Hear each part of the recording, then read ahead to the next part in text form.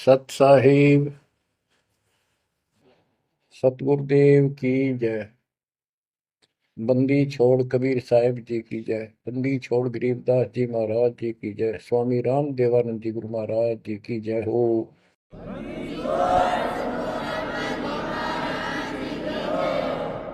सर्व संतों की जय, सर्व भक्तों की जय, धर्मी पुरुषों की जय। श्री काशी धाम की जय, श्री सुडानी धाम की जय, श्री क्रोथा धाम की जय, श्री बरवाड़ा धाम की जय। सत साहिब गरीब नमो नमो सत पुरुष को, नमस्कार गुरु की नहीं। सुर नर मुनिजन साधुआ, संतों सरस दीन। सतगुरु साहिब संत सब, दंडवतम प्रणाम। आगे पीछे मध्य हुए, किनको पूर्व। कबीर सतगुरु के उपदेश का, सुनिया एक विचार। जय सतगुरु मिलते नहीं, जाते नरक द्वार। नरक द्वार में दूत सब, करते खेचा तान। उनसे कभू नहीं छूटता, फिरता चारों खाने। कबीर चार खानी में भरमता, कबहू न लगता पार। सो फेरा सब मिट गया, मेरे सतगुरु के उपकार। जय जय सतगुरु मेरे की, जय जय सतगुरु मेरे की। सदा साहिबी सुख से वसियो, अमरपुरी के डेरे की। जय जय सतगुरु मेरे की, जय जय सतगुरु मेरे की। सदा साहिबी सुख से वसियो, सतलोक के डेरे। निर्विकार निर्भय तू ही, और सकल वैमान।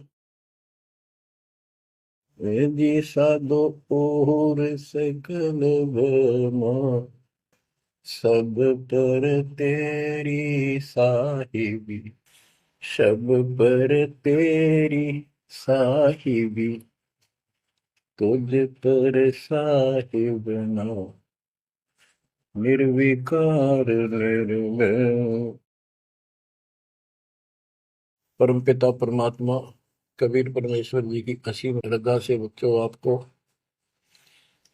अमर कथा सच्चा ज्ञान सुनने को मिल रहा है। आपकी किस्मत परमाने अलग लेखनी से लिखी है, अलग आपका अकाउंट है, जिस पर काल का कोई अधिकार नहीं है। बच्चों, परमात्मा का एक एक शब्द अपने को सत्य मानना होता है। या तो भक्ति पर लगो मत, भोगो कष्ट। भक्ति पर लग के भी और भक्ति मार्ग में अविश्वास होता है, तो वो प्राणी सफल नहीं होता। जैसे दास को पहले शुरुआत में परमात्मा की चाह खूब थी, और ये सुना करते थे द्रौपदी का चीर मिट गया, नरसिंह दास भगत की कुंडली भगवान ने ली। तो इस तरह की बातें आत्मा मानती थी, भगवान कुछ भी कर सकता है। पर कोई कह देता था नहीं, ऐसा नहीं हुआ करता है, तो वैसे भगवान की आस्था बनाने के लिए कह रखा है, ऐसा नहीं हो सकता। तो मन ये भी मान लेता था कि ऐसा ना होगा, पर भगवान तो है। केवल इतना मानकर भक्ति कर रहे थे, दीक्षा भी ले ली थी। और फिर परमात्मा ने ऐसा अजब गजब किया, वो सारी शंका मिटा दी। लोहे की जाली को 1 फुट से ज्यादा बढ़ा दिया, और दोनों को बढ़ा दिया, एक को नहीं। तो बच्चों, विश्वास बहुत जरूरी है। जैसे आपको उदाहरण दिया जाता है सत्संग के माध्यम से।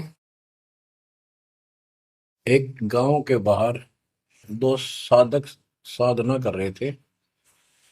एक 40 साल से बैठा था, आयु 60 के आसपास हो चुकी थी।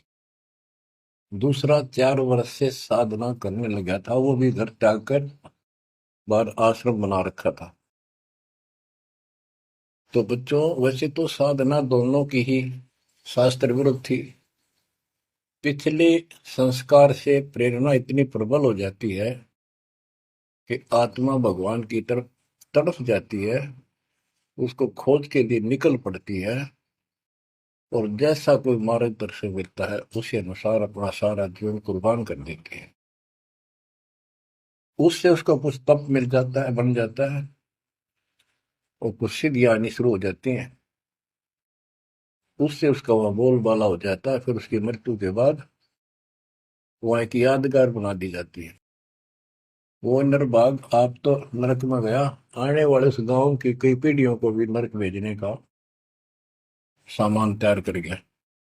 आने वाली पीढ़ियां उसी को मत्था टेक टेक के उस कब्र पे, उसकी मूर्ति पे, और अपनी मनोकामना पूर्ण करवाती है। होता किसी का कुछ नहीं, पर वह भावना बन जाए, एकाधिका वैसे सूत बैठ जाए, दाव लग जाए स्वाभाविक।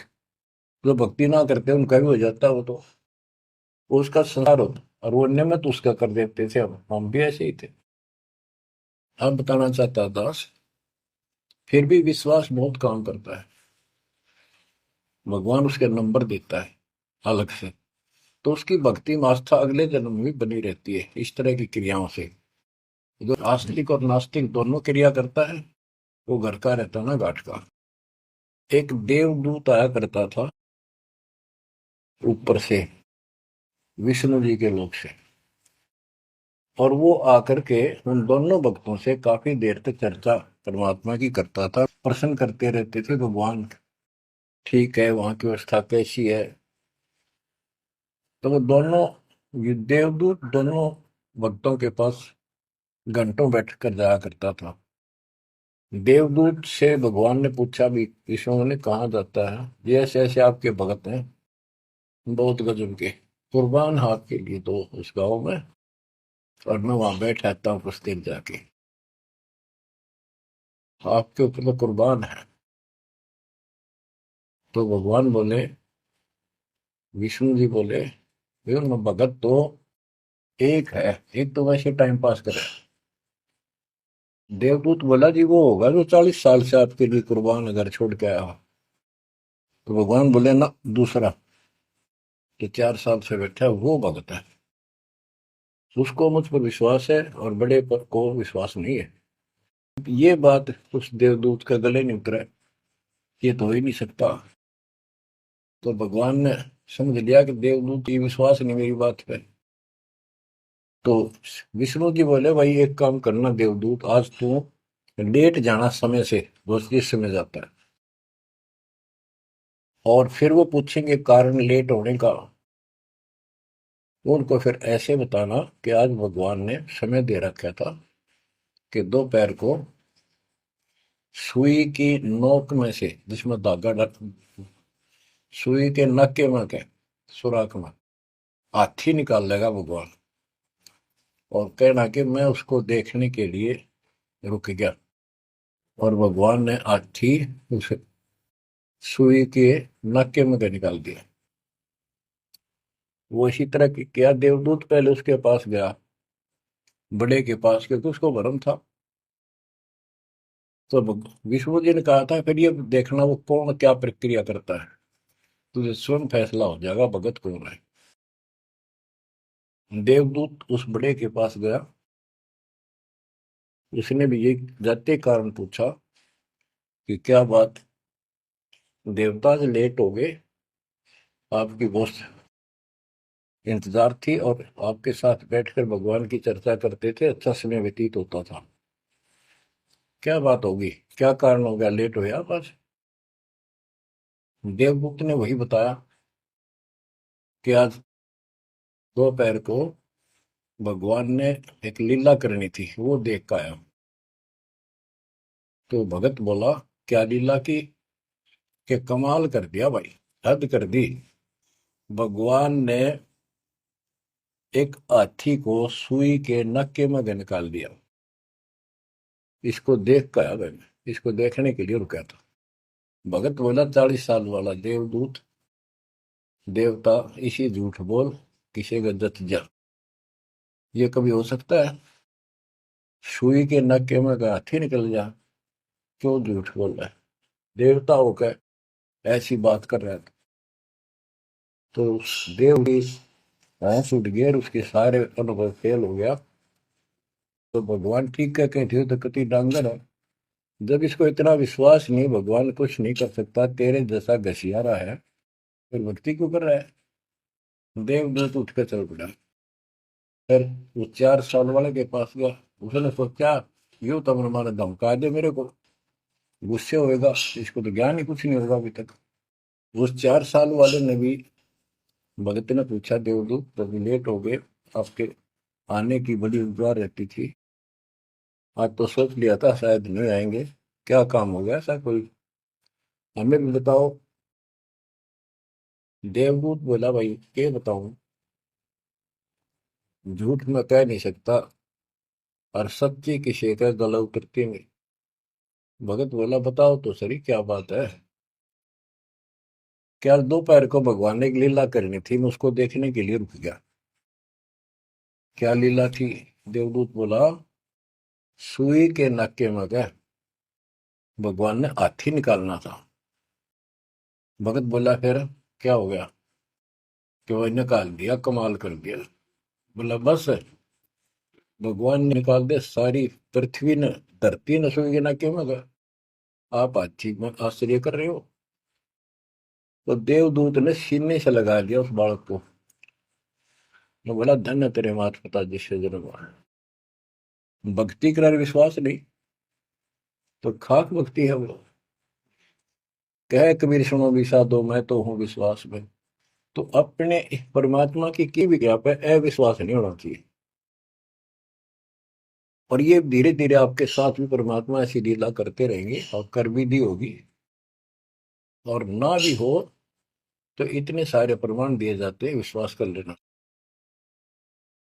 परमात्मा की भक्ति से दूर ना होना।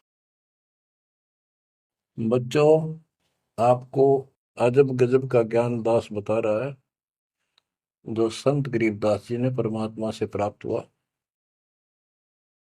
और ऐसा निर्णायक ज्ञान है, इसका रिजल्ट इस पूरी कथा का फिर बाद में आपको बहुत अच्छा निष्कर्ष मिलेगा। पार्वती जी शिव की पत्नी और 108 बार मर चुकी थी। 109वें जन्म में भी उसने शिव जी को ही पति बनाया। ये संस्कार था उनका। नारद मुनि ने एक दिन आके पार्वती जी को समझाया कि हे माता, भगवान शंकर जी के पास एक ऐसा मंत्र है जो आपको बता देना, उस नाम के जाप से आप अमर हो जाओगे। अन्यथा आप 108 बार मर चुके हो और वो भगवान उसकी प्रमाण के लिए आपके शरों की खोपड़ी की माला बना रखी है। 108 है, गिन दिए। पार्वती जी बोली, भाई नारद बिल्कुल सही है, 108 है। मैं पूछती हूँ ये किसके के यू क्या है, तो वो टाल मटोल कर जाते हैं। तो हे माता, आपका जन्म मरण मिट जाएगा। तो वो बोली, भाई ये मेरे बात समझ में नहीं आती कि शिव महाराज जी मेरे से कुछ नहीं छुपाते, और इसने ये कैसे छुपा रखा मंत्र मेरे से बहुत प्यार करते हैं। और बताते हैं तेरी मृत्यु के बाद मैं बहुत रोता था। तो नारद जी ने कहा, माता अभी तक आप उनको पति मानती हो, जिस दिन परमात्मा रूप देखोगी और उनको एक गुरु रूप में नम्र भाव से प्रश्न करोगी, कति अति नम्र होकर, तब ये गुप्त मंत्र आपको बताएगा। ये मंत्र शिव जी ने किसी को नहीं दिया आज तक, क्योंकि ऐसा किसी का लक है नहीं, ऐसा भाव किसी का है नहीं। तो आपको वो भाव बनाना पड़ेगा जिससे वो आपको अमर मंत्र दे दे। नारद कह के चला गया। पार्वती को बेचैनी होगी, माता जी को। शिव जी जब घर आए और दिनों तो वो दूसरे ढंग से बात करा करती, क्योंकि पत्नी बराबर का हकदार होती है, हिस्सेदार होती है। उस दिन चरणों में लेट गई, दंडोत प्रणाम किया और चरण पकड़ के रोने लगी और कहने लगी, हे भगवान, मुझसे ऐसी कौन सी गलती बन गई कि आपने मेरे से वो अनमोल मंत्र छुपा रखा है। हे भगवान, मैं 108 बार मरी, क्या आप दुखी नहीं हुए होगे? मुझे वो नाम बता दे जिससे मेरा जन्म मरण मिट जाए। अब शिव जी उसके मुंह की तरफ देख रहा है, पार्वती की सारी आओ भाव को समझ रहा है। कहने लगा, पार्वती आज तेरे को कौन सा भगवान आत्मा मिल गया जिसने तेरी बुद्धि बदल दी? ये तेरी बुद्धि का ज्ञान नहीं है, तेरे को तो मैं जानता हूँ। ये बात तेरे मन में भी नहीं आती थी। मैंने कोशिश भी की, भक्ति किया करो। आप कह देती थी, आप भगवान हो, मुझे क्या जरूरत है, मैं भगवान के साथ हूँ, मैं उनकी अर्धांगिनी हूँ। तब पार्वती जी ने बताया कि नारद जी आए थे, उन्होंने मुझे ये सब बताया। तो भगवान शंकर बोले, पार्वती सुन ले, जितनी बार तू मेरी, मेरा पागल जैसा हाल हो जाया करता था। एक बार तो राजा दक्ष के यज्ञ में जलकर मरी, तेरे अस्थि पिंजर को उठाए मैं 10,000 वर्ष तक घूमता रहा था, तो आप कंधे पर रख के और पार्वती पार्वती करता हूँ। तो एक सुदर्शन चक्कर आया, उसने काट के तेरे टुकड़े कर दिए शरीर के। जब मैं ठगा सा रह गया, मेरे हाथ कुछ नहीं बचा, फिर तेरा जन्म हो गया, शादी फिर होगी। वह भूल पड़ी। ये मंत्र ऐसा अजब गजब है, ये आम व्यक्ति को नहीं बताया जा सकता। भगवान शंकर जी ने कहा कि अब तेरी आत्मा सच्चे दिल से डिमांड कर रही है, अब मैं तुझे यू नाम दूंगा। गरीबदास जी बताते हैं कि जैसे सीप एक जानवर होता है, शंखला सा जैसे एक शंख होते हैं, इस टाइप के मजबूत शरीर का, और उसको सीप बोलते हैं, सीप। वह सीप जो है, गर्मी हो जाती है जब उसको अंदर पानी की डिमांड होती है, मोती बनाने के लिए उसमें प्रेरणा होती है, जैसे पशु में गर्भ धारने की होती है। उस समय सीप समुद्र के ऊपर आ जाती है, ऊपर बादल गरज रहे होते हैं। यदि उसका मुख खुला हो और बारिश की एक बूंद भी उसके मुख में चली जा, तो उससे मोती बनना शुरू हो जाता है। उस बूंद को लेकर शिप वापस समुद्र में गोता लगा जाती है, उसमें मोती बन जाता है। और यदि सीप का वो मुंह बंद हो, तो सारा सामान बरस जाए उसके ऊपर, मोती नहीं बने। तो पार्वती को समझाया कि अब तेरी सीप का आत्मा का मुंह खुल चुका है, अब मैं यो नाम दूंगा, असर करेगा। और पहले तेरी सीप आत्मा का मुंह बंद था, इसलिए ये उन्मोद मंत्र ऐसे व्यर्थ नहीं कर सकता था। फिर कहा कि चलो, सुबह सुबह एकांत स्थान पर पहुंच गए। वहां एक सूखा वृक्ष था, पत्ते भी नहीं थे, उसके नीचे बैठ गए और बच्चों वहां फिर दोनों हाथों की ताली बजाई। तो आसपास के पक्षी उड़कर भाज गए, इतना शोर हुआ। और जो अंडे थे वो बच्चे बढ़ के उड़ गए। उसी वृक्ष की खोगड़ में एक खोखले स्थान पर तोते के अंडे थे। वो जो अंडे थे उस स्वस्थ अंडे तो बच्चे बढ़ के उड़ गए। अस्वस्थ था एक अंडा, कति खराब हो गया था, गंदा हो गया था, वो वहीं रह गया। भगवान शंकर को पता नहीं था कि इसमें कोई तोते के बच्चे भी हैं, अंडे भी हैं। उनको मालूम था कि अंडे भी होंगे तो बच्चे बनकर जा चुके होंगे। अब बच्चों, बहुत सी कहानी इस एक ही कथा से आपको समझ में आएगी। जैसे ये क्या करते हैं, भक्ति ना करके मृत्यु के प्राप्त हो जाते हैं, फिर क्या करते हो, अस्थियों को उठाते हैं, जड़ी हुई हड्डियों को, उनको उठाकर गंगा में बहा के आते हैं। उनका उद्देश्य तो ये होता है कि इसको इतने गहरे पानी में डाल दे कि जो व्यक्ति मर जाता है, स्त्री या पुरुष, जब वो प्रेत बन जाता है तो अपने घर आता है। घर में वो अपने बॉडी को खोजता है, फिर वो जाता है शमशान घाट पे। उसको एहसास होता है कि ये ताजा ताजा जो फूके गए हैं ये तेरी हड्डी है। उन हड्डियों को अपनी मानकर उनका चिपक जाता है भूत। और फिर कभी घर और कभी उन हड्डियों के पास वहां चक्कर काटता रहता है और परिवार वालों को तंग करता है। तो क्या कर, इसीलिए उसको उन हड्डियों समेत उठाकर उसने इसी जगह डालते हैं, उसको भेदा नहीं लगता और वो भटक भटक के चला जाता है। तो बच्चों, अब हमने न तो ये क्रिया करनी क्योंकि हम भूत बनाए को नहीं, हमारी सच्ची भक्ति है और उससे कोई समाधान नहीं हो जाता। तो इसी प्रकार जो दास बताना चाहता है कि मरने के बाद भी उन हड्डियों को भी वो जीव अपना मान रहा था कि मेरी है, उनके चिपक जाता है। इसी प्रकार जो गंदा अंडा हो गया था, वो आत्मा उसका चिपकी हुई थी कि मेरा है। हालांकि वो कति खत्म हो चुका था, कुछ दिनों में उसकी वो सूख जाता, खत्म हो जाता, फिर वो उसको छोड़कर चलती। तो वो आत्मा उसके साथ चिपकी हुई थी। उधर से पार्वती जी को कथा सुनाना शुरू कर दिया, अमर कथा सुनाई। क्योंकि गरीबदास जी कहते हैं, कबीर साहब ने बताया, हम बैरागी ब्रह्मपद सन्यासी महादेव, सोहम मंत्र दिया शिव जी को, वो करे हमारी सेव। तो कबीर साहब ने इन सब को यो अमर ज्ञान सुनाया था, सतलोक वाला, सृष्टि रचना सब सुनाई। भगवान ऐसा है, भगवान ऊपर है, भगवान ऐसा है, वो सबका मालिक है। जब तो मान ली, प्रथम नाम एक ले लिया, किसी को ओम दे दिया, किसी को सोम दे दिया, किसी को श्रीयम हरियम दे दिया, किसी को किलियम। इस तरह इनको अपना बनाया परमात्मा ने। और फिर सोचा था कि दोबारा मैं आऊंगा, अगर इनकी बुद्धि काम करेगी, इनकी आस्था ठीक रही, तो फिर नए सिरे तो मंत्र पहला दूंगा।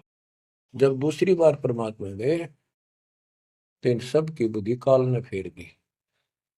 इन्होंने सुनी भी नहीं कबीर साहब की बात। तो कबीर साहब वापस आ गए। अब वो ज्ञान शिव जी को था, पार्वती को बताया और मंत्र दिया उसको। अब बच्चों, 5 नाम शिव जी को बताए थे, लेकिन शिव जी विशेषकर एक सोहम मंत्र ही जाप करता है। ये चक्कर ये है कि जो गुरु बताते हैं हम उस पर ना रुक करके फिर मनमुखी जरूर करते हैं कोई कोई। और परमात्मा जी ने, कबीर साहब ने शिव जी को सब कमलों का भेद बताया था। ये योगी था, इससे तो एक कमल भी नहीं सुलझा था, एक भी, और अभी तक नहीं सुलझा है, लेकिन ज्ञान सारा बता दिया था। तो पार्वती को सुनाया जा रहा था ज्ञान, पार्वती यश करती जा रही थी, देखो ये मूल कमल है, आगे चलो स्वाद चक्र है, फिर नाभि कमल है, हृदय कमल है, उसमें ऐसे ऐसे देवता हैं, कंठ कमल में ऐसा है, त्रिकुटी कमल तक पहुंचा दिया बस। पार्वती जी ध्यान मग्न होगी, उसको नींद आ गई, बोलना बंद कर दिया। उधर से वो पक्षी इस कथा को सुनने से वो अंडा स्वस्थ हो गया तोते का, और ओंकार्य बुलंद आ गया। शिव जी ने देखा, आवाज और तरह की आई, पार्वती तो सो रही है, लटके ले रही है बैठी बैठी। आवाज कहाँ से आई? उसने देखा एक पक्षी उस वृक्ष की खोगड़ में, वो थोथे स्थान में नजर पड़ा। पक्षी उड़कर भाग लिया। शिवजी उसके पीछे चल पड़े कि इसने मेरा ज्ञान चुरा लिया। आकाश में उड़ गया, उड़ के पीछे हो लिया। ये तोते वाला जीव परमात्मा की अमर कथा सुनता है, उसमें भी शक्ति सिद्धि आ गई थी। और ये ज्ञान जो है पूरे पहुंचे हुए संत से सिद्धि युक्त और अधिकारी से सुनने से ज्यादा असर करता है। भगवान शिव तीन लोक के प्रधान है, इनमें आध्यात्मिक शक्ति है। वो साथ मिलकर उसकी आध्यात्मिक शक्ति के साथ वो वाणी परमात्मा अमर कथा उसके भी बॉडी में गई, उसमें सिद्धि आ गई। मोक्ष तो बहुत दूर की बातें हैं, ये तो लंबा चैप्टर है, लंबी कहानी है। लेकिन सब थोड़ा थोड़ा हिंट आपको देना पड़ता है, कहीं कभी कोई मिसगाइड ना कर दे। सिद्धियों कहते ये अष्ट सिद्धि नौ निधि के भरे पड़े हैं शिव जी, और इनके वचन से भी सिद्धि आ जाती है, किसी को ये कह दे तो। लेकिन इन सिद्धियां ने के चाटा, ये मोक्ष तो ना हुआ है।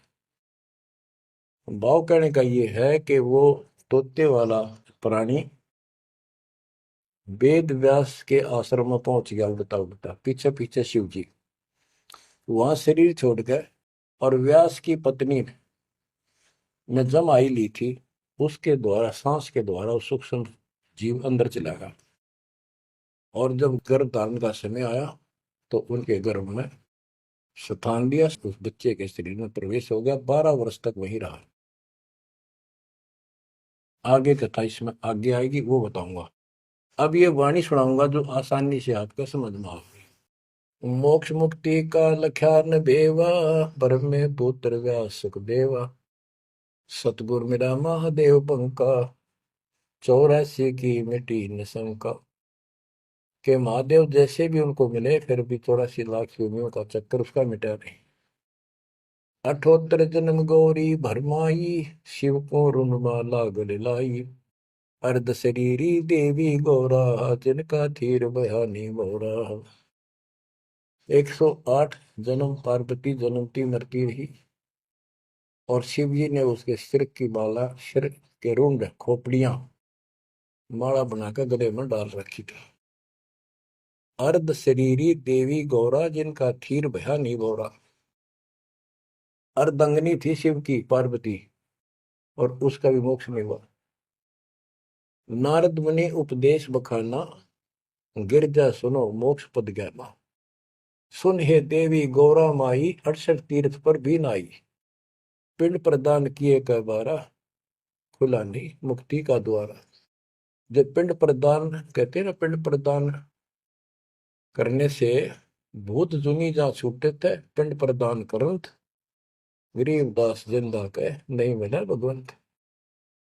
जैसे पार्वती भूत पड़ गई, पिंड प्रदान कर दिए, भूत जुनी छूट गई, और फिर पता नहीं किस दुनिया में चला जाता प्राणी। इसके संस्कार अच्छे थे, ये फिर मनुष्य जीवन, लड़की का जन्म हुआ, शिव जी के ब्याही गई। ये पिछले जन्म जन्मांतर की शक्ति भक्ति के कारण मनुष्य जीवन ज्यादा भी हो सकते हैं। लेकिन मोक्ष ना होने से फिर 84 लाख योनियों में जाना था। इस पार्वती ने भी आगे भी जाएगी। शिव जी भी मरेगा, पार्वती भी मरेगी, और फिर ये 84 लाख योनियों में जाएंगे। कहते हैं चंद सूरज की आयु लग, जो जीव का रह शरीर। सतगुर से बेटा नहीं, तो अंत कीर का कीर। अगर चांद सूरज की आयु तक भी जीव का शरीर रहे और पूरा सतगुरु मिला, नहीं तो अंत में कीड़े मकोड़े बनेगा। अब नारद जी बता रहे पार्वती जी को, सुन हे देवी गौराबाई, 68 तीर्थ पर भी नाई। पिंड प्रदान किए के बारा, खुला नहीं मुक्ति का द्वार। सारे कर्म कांड कर लिए तेरे मृत्यु के बाद, तेरा फिर भी मोक्ष नहीं हुआ, फिर जन्म हुआ। रुंडमाला शिव के गले माही, सो देवी तुम जानो माही। ग्रीव रुंडमाला शिव के गले, गिरजा के सब शीश। भक्ति दुराई देव को ना परसा जगदीश। तुमरा देवी रूप विशाला, शिव तो पैर रहे रुंडमाला, भौतक पर लहो हो जाई, लंबी उम्र शिव कलिमाई। दीर्घायु शिव है अनुरागी, तुम देवी गौरी दिल त्यागी। मूल मंत्र ने नाम सुनाया, ताते कल्प हुए तेरी काया। महादेव देवनपति देवा, जाकी करी न गौरी सेवा। कर बंधन कर शीश नवाओ, तन मन अर्पो शीश चढ़ाओ। शिव है मोक्ष मुक्ति के दाता, तो से भेद कहो गौरी माता। चरण गहो चिंतामणि केरा, ताते प्राण अभय हो तेरा। कमल रूप देवी दिल की न्या, नारद मुनि उपदेशी चीन्या। जब आए शिव मंदिर अवधूता, देवी चरण लिए शत्रुपा। अब कहते नारद के कहने से पार्वती जी ने, गौरी देवी ने कतिक पाक साफ दिल कर लिया, कमल की तरह। कमल के ऊपर कोई मैल नहीं होता, ना कोई धूल टिकती है, ना जल टिकता है, ना कोई कीचड़ टिकता है। तो ऐसा साफ दिल किया।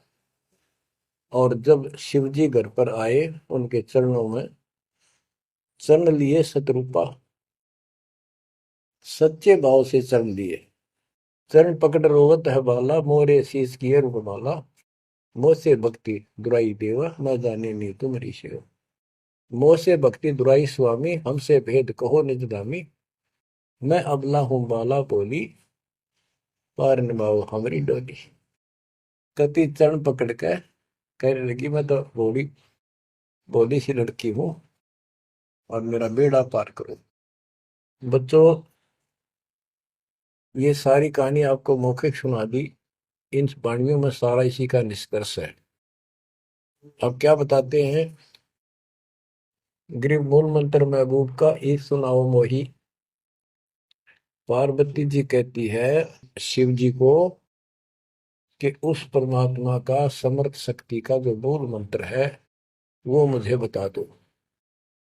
अब इन मूल मंत्र का पता नहीं, जिस भी नाम को ये गुप्त रखते हैं, जो विशेष नाम इनके पास है, उसी को मूल मंत्र मान रहे थे। गिरी मूल मंत्र महबूब का ए सुनाओ मोही, युगन युगन के पातक कटे, छूटे तेंद्र द्रोही। पूर्व जन्म की कथा सुनाओ, मूल मंत्र हमें शिव गोराओ। भूल रही भवसागर हमी, मोक्ष मुक्ति के दाता तुम ही। शिव बोले सुन देवी बाता, को उपदेशी मिला विदाता। ये तो ना ही ज्ञान तुम्हारा, हम सो भेद कहो परवार। कि आज जैसे तू बोल रही है कि तेरी बुद्धि की बात नहीं, तुझे कौन ऐसा भगवान आत्मा मिल गया जिसने तेरा मन फेर किया। गिरजा कह सुनो शिव स्वामी, तारण तर आदि घरनामी। नारद मुनि उपदेश समोदो, दीन ज्ञान ध्यान परमोदम। शिव समर्थ बोले हैं जब ही, गौरी ज्ञान सुनाया तब ही। कोटि कल्प प्रलय युग बीती, ज्ञान ध्यान सब ही परचिति। तुमरा मन नारद मुनि फेरा, सुनो ज्ञान तुम गौरी मेरा। बनखंड चलो गौरी दीवानी, पंछी सुने न हमारी बानी। ऐसे स्थान पर चलो पक्षी भी कोई हमारी बात ना सुन सके। जब शिव कर से लाई तारी, उड़ गए पंछी नर और नारी। जहां एक सूखा तरवर ताक्या, वहां पर एक सूखा वृक्ष देखा। शिव को आसन कहाँ वहां रखा, उसके नीचे अपना आसन लगा दिया, पार्वती को साथ बैठा दिया। जहां एक गंदा अंडा तिस्माही, तिस जानत समर्थ साई। योग असंख्य है, कल्प बरमाया, पूर्व जन्म कोई पिछला आया। अब तुम सुनो गौरी मेरा ज्ञाना, आसन मुख कर कोटिसाना। आसन पदम लगाओ गौरा, मेर दंड सुधा कर भोगा। गिरिप आसन पदम लगाए कर, भंवर चुड़ाओ सुन। अनहद नादू बाजही, जहां लगाओ धुन। और क्या बताते हैं कि उस वृक्ष की खोगड़ में गंदा अंडा पड़ा था, और उस गंदे अंडे वाले जीव के असंख्य जन्म 84 लाख योनियों में हो चुके थे। यहां से उसके भाग जागे, और तो पक्षी बन के उड़ गए, वो पक्षी बन नहीं पाया। और बाद में उड़ा जब उसने सारी कथा उसके ऊपर असर कर गई। जैसे बच्चों बहुत बार बताते हैं, दास आपको बताता है कि ये अमर कथा जो गरीबदास जी की वाणी है, यह शिव जी वाली अमर कथा से कई हजार लाख गुना ज्यादा शक्तिशाली है, ज्यादा प्रभावी है। अब ये कथा सुनाने का मुझे कोई उद्देश्य नहीं, इसमें से ऐसा निष्कर्ष निकाल लूंगा आप हैरान रह जाओगे। जैसे एक सर्प कांटे का इलाज करता है, अब तो दवाइयां चल गई, पहले गार्डू होते थे, मंत्र बोलकर जहर तार देते थे। जिसको सर्प ने काट लिया वो अचेत हो जाता था, कति बेहोश जैसे मर गया हो, सांस सांस आते थे। और गार्डू क्या करता है, एक मंत्र 5-4 पंक्तियां होती हैं, उसको सिद्ध करता अपने जीवन में, 5 4 7 10 साल लगा के वो वाणी सिद्ध हो जाती है। फिर तो उसको बोलता रहता उसके ऊपर साथ बैठ के उस सर्प जैसे व्यक्ति पर। उस समय वो सर्प जैसा व्यक्ति अचेत होता है, ना वाणी सुन रहा है ना उसको समझ रहा है इसका अर्थ क्या है। तो कुछ समय के बाद वो उस वाणी के प्रभाव से उस शरीर का विष खत्म हो जाता है और वो व्यक्ति जीवित हो जाता, सचेत हो जाता है। इसी प्रकार बच्चों, परमात्मा की अमर कथा जितना जिस जो सक्षम है उसके मुख से जिस सुनी जाती है, तो उस सत्र का उसको लाभ अवश्य मिलता है। तो ये गंदा अंडा था, इसके साथ जीव चिपका हुआ था। ये गंदा अंडा ना सुन सका था, ना बोल सका था, ना वो कह क्या रहा है शिव जी वो समझ सका था। और उस वाणी के बोलने से वो अंडा भी स्वस्थ हो गया, उसमें बच्चा भी बन गया, उसका पांख भी जाम आई और वो उड़कर भाग भी गया। इसी प्रकार जो आज मानव के ऊपर रहम हुआ है, गरीबदास महाराज जी की अमरवाणी इससे भी ज्यादा स्ट्रोंग है। और ये अब दास के मुख से चला करेंगी अखंड पाठों में, आसपास के पक्षियों पर भी असर करेगी। आसपास के पशु पक्षी जीव जंतु पेड़ पौधों सब का ऊपर ऐसे असर करेगी जैसे इस पर किया था। और ये सब धीरे धीरे यहाँ से शरीर छोड़ते जाएंगे और मनुष्य जीवन पाते जाएंगे। ये सीधे फिर आके मालिक के चरणों में आएंगे। बच्चों, भक्ति जरूर करेंगे, भक्ति करेंगे तो मालिक कहीं ना कहीं उनको मिलेगा। अब मैं सुखदेव ऋषि की बुक सुनाता हूँ, पार्वती का तो दिया। अब एक बात विचार करो कि जहां पार्वती जी को मंत्र मिला, अमर मंत्र मिला, वो नाम मिला भक्ति करने का, यानी वो शिक्षा भई, तो वो स्थान पार्वती के लिए तो अमरनाथ हो सका है। ये जो वहां आजकल जावे हैं मत्था टेकन देखन दर्शन कर, उनके लिए अमरनाथ नहीं है वो। अब जैसे आपने जिस भी आश्रम नाम दान केंद्र पे या कहीं भी दास से दीक्षा ली है, आपका वो स्थान अमरनाथ है। लेकिन उस स्थान से कुछ नहीं लेना देना, मोक्ष नाम से होगा। तो बच्चों, उस स्थान से मोक्ष नहीं है, वो स्थान तो आपको जिंदगी भर याद रहेगा मुझे वहां दीक्षा मिली थी, बस इतनी बात है। और ये अमर ज्ञान मुझे प्राप्त हुआ था। लेकिन मुक्ति नाम से होगी। और जो बोले आत्मा इतने ऊंचे पहाड़ों पर जाते हैं दर्शन करके आवाएंगे। अब विचार करो, जैसे दास ने बहुत बार समझाया आपको, ये तीर्थ क्या होते हैं, ये धाम क्या है। जैसे पार्वती को वहां नाम लिया, नाम लेकर अपने घर ना आएगी, अब भक्ति करिए वहां क्या रखा है। अब जैसे तीर्थ है, वहां किसी ऋषि ने भगत ने कोई तालाब का सहारा तक है, क्योंकि पहले पानी नहाने धोने का पीने का तालाब ही होते थे, कुएं भी बहुत गहरे होते थे, एक आदमी नहीं खोद सकता। तो वहां बैठ कर अपनी भक्ति करता था, जैसे भी उसने डले डोए। क्योंकि सत साधना तो आपको ही मिली है, पूरे विश्व को चार चार युग के बाद मिलेगी। तो वो जैसे भी तप किया, कुछ किया उसने, जैसा भक्ति की, उस आधार से वो उस लोक में चला गया।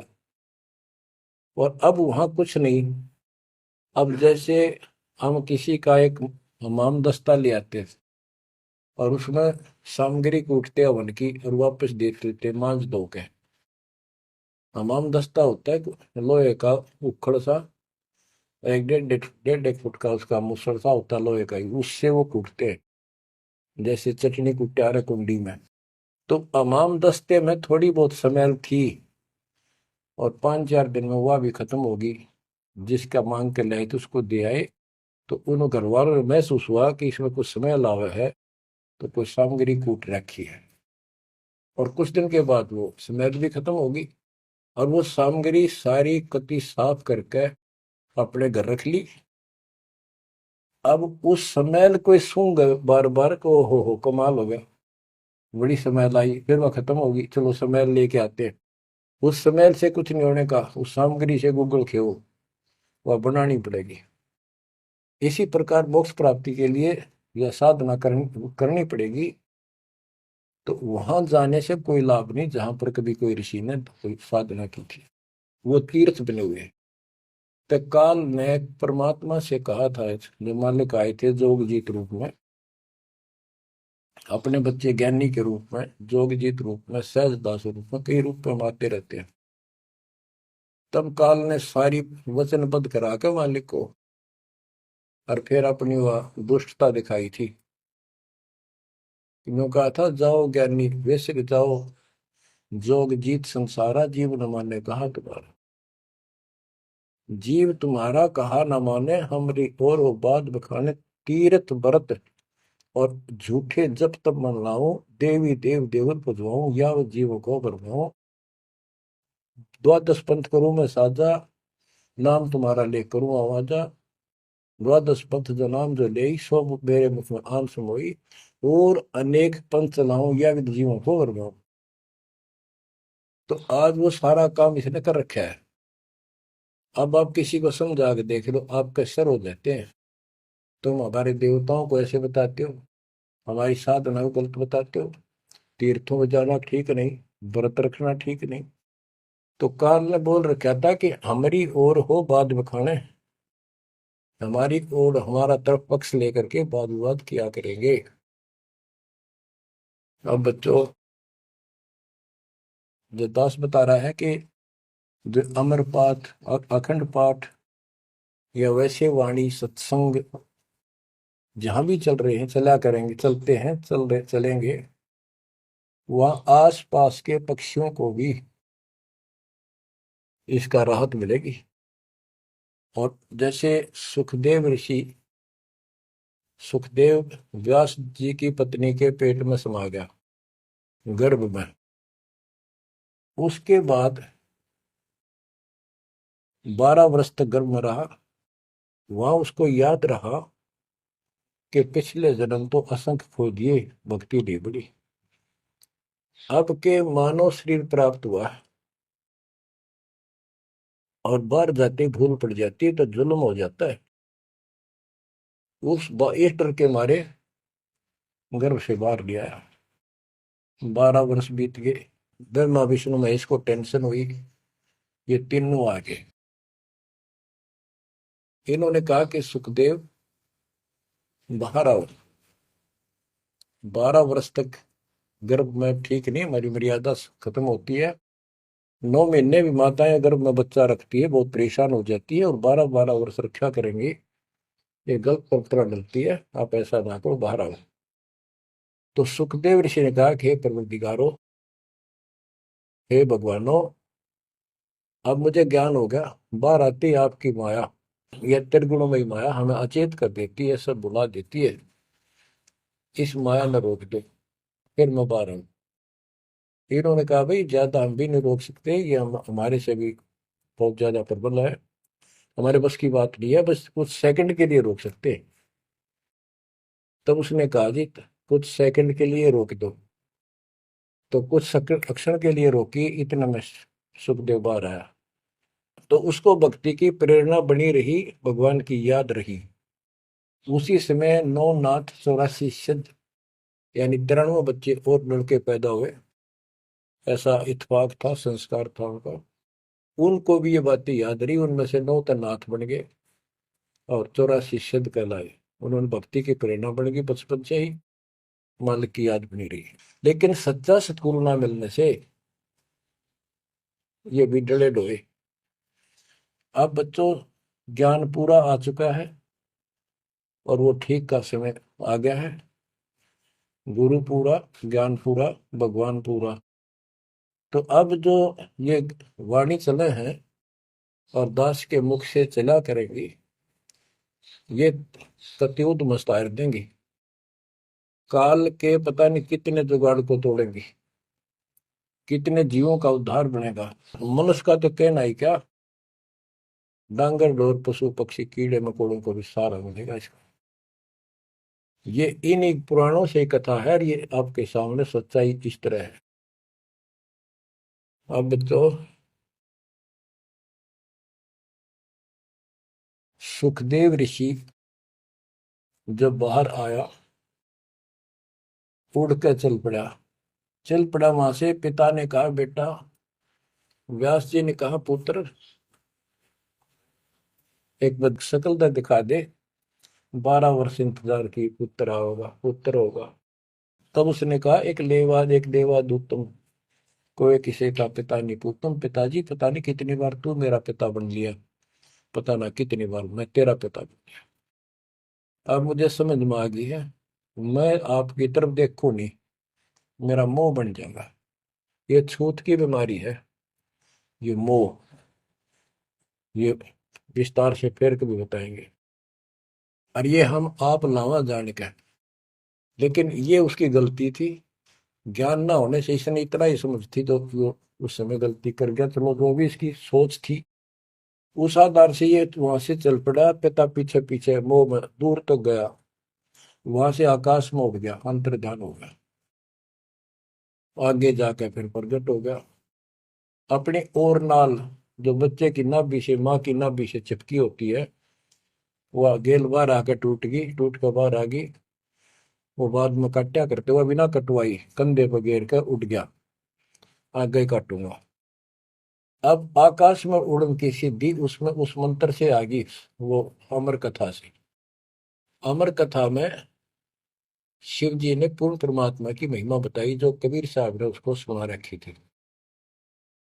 इसमें काफी प्रकरण है, अब इतना समय नहीं जो मैं वो सारी बताऊंगा आपको।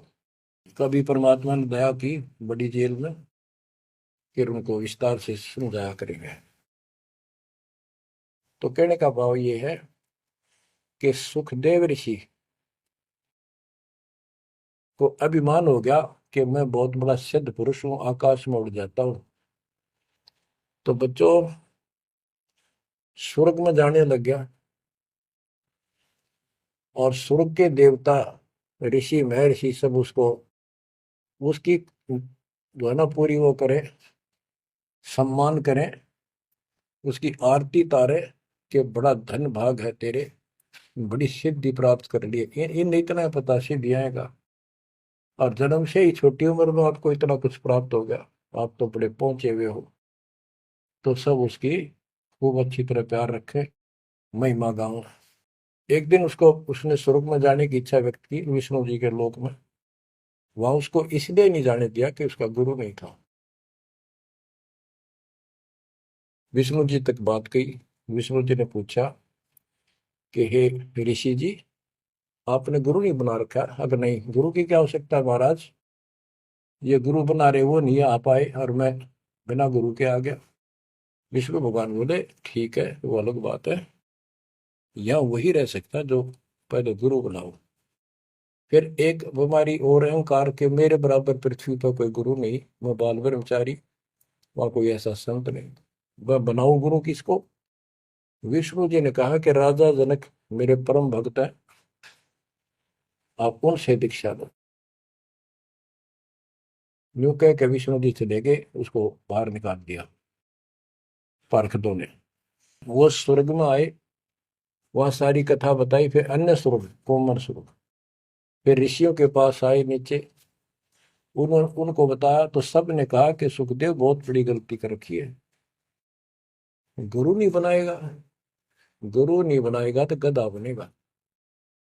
तो पिछले जन्मों में उसको एकदम वो रील सी चल गई कि मैं कभी गधा बना था एक बार, और अंधा हो गया, स्वामी ने छोड़ दिया, कुमार ने, और मैं भटकता भटकता इन नाले में फंस गया। मेरा पुली बना ली लोगों ने, आन जान लगे, मैंने कहा नहीं, भटक के भूखा मर के, भूखा होकर तो मरा, प्राण निकले। उस भय से उसको चिंता बनी, फिर अपने पिता के पास वापस आता है। व्यास जी देख के बड़े खुश हुए कि बेटा आ गया, सारी बात पूछी, तो सारी अपनी समस्या बताई पिताजी के सामने। पिताजी ऐसे ऐसे बात है, भगवान ने कहा कि राजा जनक को गुरु बनाओ। तो व्यास जी, क्योंकि जितने भी महापुरुष हैं वो एक सुर में बोलते हैं, उनको इतना ज्ञान तो है, गुरु बिन बात नहीं बनती। उसने विशेष ज्ञान तो सुना नहीं था, वो बैटरी चार्ज होगी, उसने उड़ा उड़ा फिरा था, उससे ज्ञान था ही नहीं इसको। तो व्यास जी बोले, रे बेटा, मैं तो खुश था, चलो बेटा ना मेरे पास आया, पर यूं चर्चा तो चल रही है, व्यास का बेटा इतना पहुंचा हुआ है, अब तने गुरु नहीं बना रखे, मैं तो तुम्हें कमाल कर दिया। तो दो कोड़ी का जीव नहीं, कल नहीं ये तेरा प्राण छूट जाएंगे या बैटरी खत्म हो जाएगी और नरक में जाएगा बेटा, गुरु बिन बात पड़ती है। तो आखिर में हार कहने बोला, हे गुरुदेव, हे पिताजी, मैं कैसे गुरु बनाऊं राजा जनक को। राजा जनक गृहस्थी भाई, ओए होए, और कैसे शीश निभाऊं जाए। जनक विदेही राजा भाई, कैसे शीश निभाऊं जाई। ओहो। सुखदेव बोले, ज्ञान विवेक का हमने स्त्री का मुख नहीं देखे। तो उसके पिताजी बोले, जो भगवान ने कह दिया, और तू अब भी अगर मगरब कर रहा है, एक अन्य का जीव नहीं, तेने ज्ञान भी खाएगा, कहाँ जाएगा फिर तू, वहां तेरे को पढ़ने नहीं देंगे स्वर्ग के अंदर। जो मरता क्या नहीं करता, राजा जनक के द्वारे गया, वहां चरणों मत्था टेका और अपने कल्याण का मार्ग पूछा। बच्चों, क्योंकि यहाँ समय बहुत कम मिलता है, इससे बहुत सी जानकारी होगी आपको, अजब गजब ज्ञान होगा। क्योंकि अभी तक दास ने आपको केवल प्रमाण दिखाए, सारे ग्रंथ सुन जाए, और एक नंबर का ज्ञान आपके हृदय में जमा दिया कि जो दास कह रहा है वो सारी सच्ची है। अब दास कोड वर्डों में, संकेतों में भी ज्ञान समझाएगा, तो भी आपकी आत्मा गिल्ला कैच करेगी साथ के साथ। गरीब गोता मारू स्वर्ग में, जा बैठो पाताल, गरीब दास ढूंढता करो अपने हीरे मोती लाल। आप वो हीरे मोती लाल हो बच्चों, आप सामान्य आत्मा नहीं हो। जब परमात्मा आपको कैसे रंग रहा है, रंग में कैसे दूध अमृत पिला रहा है आपको घर बैठे, आपको नहीं पता इसका क्या प्रतिफल होगा। बच्चे को माता पिता दूध पिलाते हैं, बढ़िया भोजन खिलाते हैं, उनको पता है कि इसको कितना इसका लाभ मिलेगा। बच्चे को ज्ञान नहीं होता, वो धक्के तो पिलावे, खेलने लग रहा हो, माँ लाओगी बुला के, आजा भाई आजा बेटी, दूध पियावेगी। बस दूध पीता पीता भी इन्होंने सोचा है, बच्चा अब छोड़ दे, जल्दी ही डांक ठोकूं, बाहर खेल का हो। अब वह दूध पिया के फिर छोड़ देती, जा वे खेल है तू। तो बच्चों, ये अमृत दूध है आपकी आत्मा के लिए। अपना काम करो, संसारी काम करो, फिर तो दिन का जो होमवर्क क्लास वर्क है वो भी करो। तो ज्ञान का जो असर है, ये व्यर्थ नहीं जाएगा, आपकी आत्मा को इतनी ताकत दे देगा जिसमें भक्ति बिल्कुल सुदृढ़ हो जाएगी, सुरक्षित रहने लग जाएगी। क्योंकि मन में दोष नहीं रहेगा, कोई गलती करे बनेगी नहीं, तो सब कुछ सुरक्षित रहेगा। आपके मोक्ष के लिए परमात्मा ने कसर नहीं छोड़ रखी, जो भी संभव व्यवस्था है वो सारी कर दी है। बच्चों, तुम भी दया करियो, रहम करियो उस परम पिता पे, और इस दास की उम्र देखो, और दास कहाँ है 9 साल से, ये देखो, और यहाँ से आपके लिए क्या कर दिया उस दाता ने।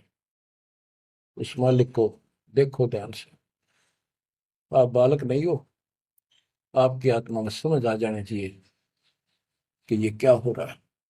कुर्बान हो जाओ, संसार की भूल जाओ बातों को।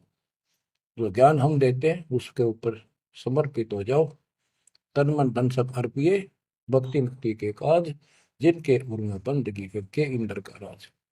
बच्चों, इंद्रिय कर्म न लग लगार, जो भजन करे नर तुंदरे, गरीब दास जग कीर्ति होगी, जब लग सूरज चंद्रे, जब लग सूरज चंद्रे। बच्चों, आने वाली पीढ़ियां आपको भी याद करा करेंगी, जब तक चांद सूरज रहेंगे आपका नाम रहेगा कि हमारे कौन माता पिता, कौन दादा परदादा दादी इसे अमृत ज्ञान को हमारे कुल में लाए थे। आने वाली पीढ़ियों के उद्धार के लिए तुम जिम्मेवार हो। कुर्बान हो जाओ। परमात्मा आपको मोक्ष दे, सदा सुखी रखे। सत साई।